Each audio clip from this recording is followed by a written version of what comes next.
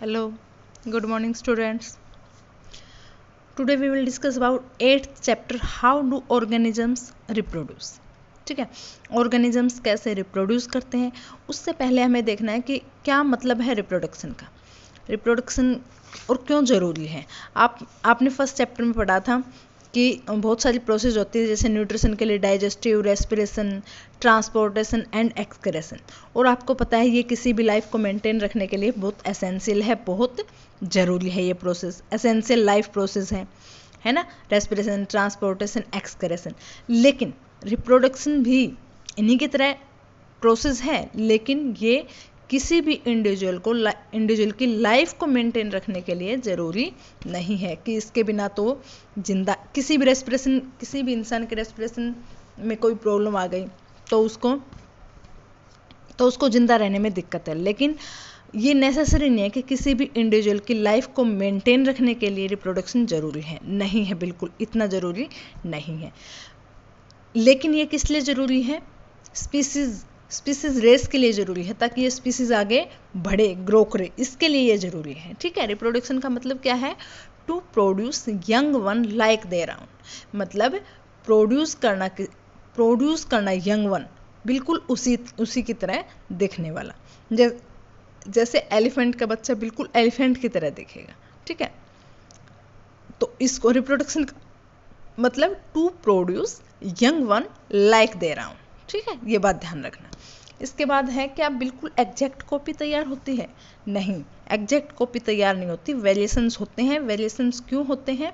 क्योंकि आपको पता है कि गैमेट्स का फ्यूजन होता है, स्पर्म और ओवम का फ्यूजन होता है, जो कि गैमेट सेल्स होती है ना, फादर से स्पर्म और मदर से ओवम. ठीक है, और उनके क्रोमोसोम्स भी हाफ क्रोमोसोम मदर से मिलेंगे, हाफ फादर से मिलेंगे, और उनके डीए, उनके क्रोमोसोम्स फ्यूज़ करेंगे तो उन दोनों के कैरेक्टर्स जो होंगे, कुछ न्यू कम्बिनेशन में न्यू कैरेक्टर्स भी बनेंगे. ठीक है, तो वेरिएशंस जरूर आते हैं इसमें.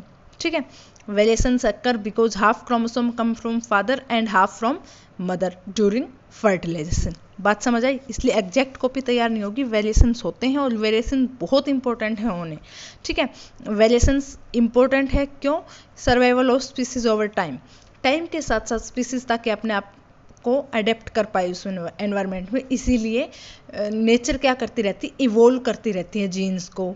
ठीक है, जीन्स को इवोल्व करती रहती है ताकि ये इस एनवायरनमेंट में आसानी से रह पाए, अपने आप को अडेप्ट कर पाए. ठीक है, तो वेरिएशंस इंपॉर्टेंट है बेटा, ध्यान रखना. Now reproduction, mode of reproduction, किस तरह से रिप्रोडक्शन हो सकता है? 2 मोड है बेटा रिप्रोडक्शन के, asexual reproduction and sexual reproduction. ठीक है, पहले आज हम करेंगे एसेक्सुअल रिप्रोडक्शन. इसमें कोई गैमेट्स इन्वॉल्व नहीं होते हैं, कोई फर्टिलाइजेशन नहीं होती. लिख लेना, no fertilisation occur, no gametes formation. Okay, केवल एक पेरेंट इन्वॉल्व होता है. वेरिएशंस भी इसमें नहीं होते हैं, सिंपल प्रोसेस है.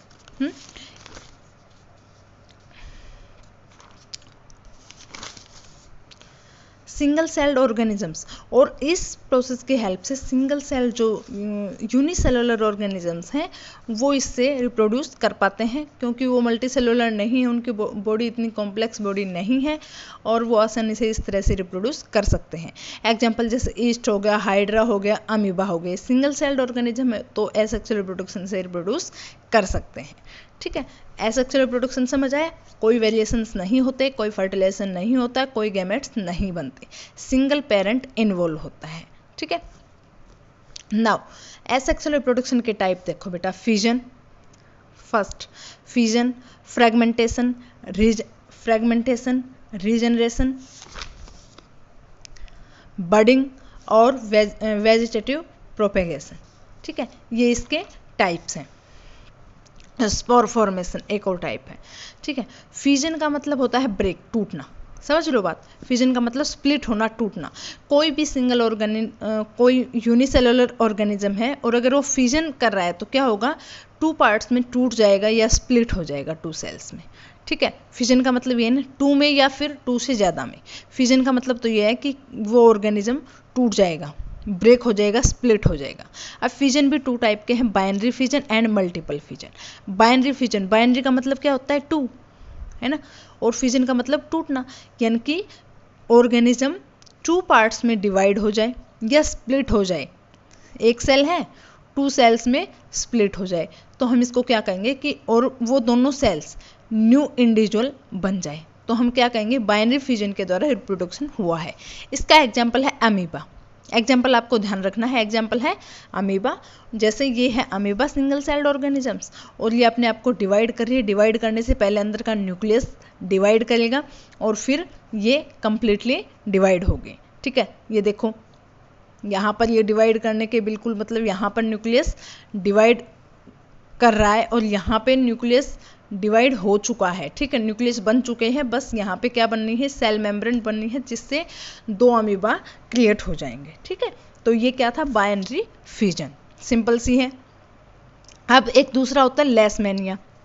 लेशमैनिया एक ऑर्गेनिज्म है जो क्या करता है, डिजीज प्रोड्यूस करता है, काला आजार। कौन सी डिजीज, काला आजार, लेशमैनिया। इसका विप लाइक स्ट्रक्चर होता है।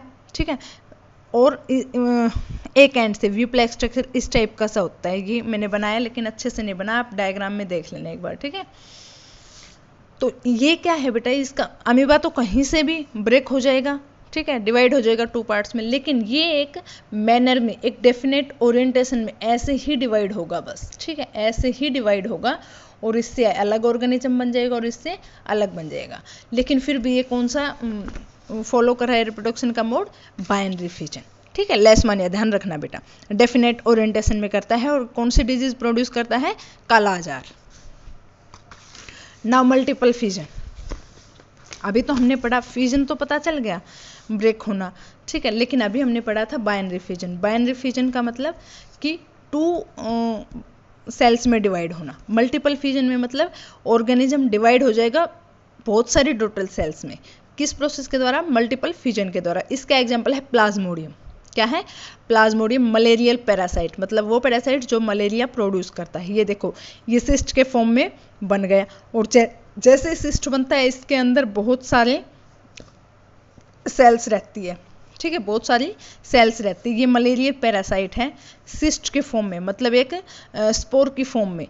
अभी ये कुछ नहीं कर सकता, लेकिन जैसे ही फेवरेबल कंडीशंस आएंगे ये रैप्चर होगा। रैप्चर होते ही ये हर सेल अपने आप को प्लाज्मोडियम, हर सेल अपने आप में क्या बन जाएगी, प्लाज्मोडियम बन जाएगी, जो कि एक मलेरियल पैरासाइट है, जो कि मलेरिया कोज करता है। तो एक सेल से ही देखो बहुत सारी सेल्स प्रोड्यूस हुई, बहुत सारे प्लाज्मोडियम प्रोड्यूस हुए, मतलब मल्टीपल फ्यूजन हुआ है यहाँ पे, है ना। इंपॉर्टेंट है बेटा, मल्टीपल फ्यूजन किस में होता है, प्लाज्मोडियम में। ठीक है, फ्यूजन समझ आया। इसके बाद सेकंड है बेटा फ्रेगमेंटेशन। फ्रेगमेंटेशन नाम से समझ आ रहा है, फ्रेगमेंट्स, टूट जाए। कुछ मल्टी सेलुलर ऑर्गेनिजम्स होते हैं जो सिंपली ब्रेक हो जाते हैं स्मॉलर पीसेज में। ठीक है, और मैच्योरेशन मतलब मैच्योर हो गए, बहुत ज़्यादा मैच्योर हो गए तो क्या करेंगे, अपने आप ब्रेक हो जाएंगे कहीं से भी, और फिर ये फ्रेगमेंट्स ही, ये पीसेज ही क्या हो जाएंगे, न्यू इंडिविजुअल में प्रोड्यूस हो जाएंगे। इसका एग्जांपल है स्पाइरोगायरा। स्पाइरोगायरा क्या होती है, एक एल्गी होती है। ठीक है, ऐसे होती है ये, ऐसे थ्रेड लंबी लंबी, इसमें न्यूक्लियस होते हैं। ठीक है, और ये जब मैच्योर हो जाते हैं तो ये स्प्लिट कर जाते हैं, जैसे यहाँ से स्प्लिट हो गई, यहाँ से ब्रेक होगी, फ्रेगमेंट्स बन जाते हैं, और ये फ्रेगमेंट्स ही फिर क्या हो जाते हैं, नए इंडिविजुअल में, नए स्पाइरोगायरा में प्रोड्यूस हो जाते हैं। तो इसको हम बोलेंगे फ्रेगमेंटेशन प्रोसेस। ठीक है, अब है रीजनरेशन। कुछ फुली डिफ्रेंशिएटेड ऑर्गेनिजम्स होते हैं, इनके पास एबिलिटी होती है कि वो न्यू इंडिविजुअल को बना सके, कैसे, उनके बॉडी पार्ट्स से। ठीक है, pieces grow into new individuals, मतलब अपने बॉडी पार्ट्स, कहीं से मान लो ये प्लेनेरिया है, ठीक है, मैंने इसको यहाँ से कट कर दिया, यहाँ से कट कर दिया और यहाँ से, 3 पार्ट्स में इसको कट कर दिया। ये वाला पार्ट है, ये ग्रो कर जाएगा, ये वाला भी ग्रो करेगा, ये वाला भी ग्रो करेगा, और ये न्यू प्लेनेरिया, 3 न्यू प्लेनेरिया तैयार हो जाएंगे। और इस प्रोसेस को हम रीजनरेशन बोलते हैं, कि ये हमने काट दिया, ये रीजनरेट कर जाएगा नीचे से, ऐसे यहाँ से ये काट दिया, इसको रीजनरेट कर जाएगा। समझ रहे हो, ये किसके द्वारा, रीजनरेशन किसके द्वारा होती है, कुछ स्पेशल सेल्स होती है बेटा, स्पेशलाइज्ड सेल्स होती है। जैसे यहाँ पे तो कहीं पे भी कट लग जाएगा, कोई भी पीसेज बन जाएगा, उससे नया इंडिविजुअल बन जाएगा, लेकिन यहाँ पर कुछ स्पेशलाइज्ड सेल्स होती है कि जिनमें अगर कट लगा तो ये अपने आप को रीजनरेट कर लेंगी, है ना। और ये सेल्स जो स्पेशलाइज्ड सेल है प्रोलिफरेट करती है, मतलब मल्टीप्लाई करती है और बहुत सारी ज़्यादा सेल बन जाती है। और ये जो मतलब बनती है, ये चेंजेज होते हैं, ये एक सीक्वेंस मैनर में होते हैं कि डेवलपमेंट अच्छे से हो सके। और सबसे अच्छी रीजनरेशन पावर किसकी है, जो भी एग्जांपल था प्लेनेरिया, ठीक है। प्लेनेरिया कैसे रिप्रोड्यूस करते हैं, रीजनरेशन मेथड के द्वारा, ठीक है ना। एक और है बेटा बडिंग। बड का मतलब होता है कि कोई ऑर्गेनिज्म है और उसके बाहर कुछ सेल्स, कुछ स्पेसिफिक सेल्स अपने आप को डिवाइड करने लग जाए लगातार, है ना, और वो एक छोटी सी गांठ बना ले, ठीक है, बहुत सारी सेल्स का गुच्छा बना ले और फिर वो सेल्स क्या करने लग जाएं, ग्रो करने लग जाएं, उसको हम बड बोलते हैं, ठीक है। और जैसे ये बड मैच्योर होता है तो अपने पेरेंट से डिटैच हो जाता है, मतलब हट जाता है वहाँ से और नए इंडिविजुअल में क्रिएट हो जाता है, इसको हम बोलते हैं बडिंग। बडिंग जैसे हाइड्रा में होती है, ईस्ट में होती है, इनके पास कुछ रीजनरेटिव सेल्स होती है जो रिप्रोडक्शन में हेल्प करती है, कौन सी प्रोसेस में, बडिंग में, ठीक है।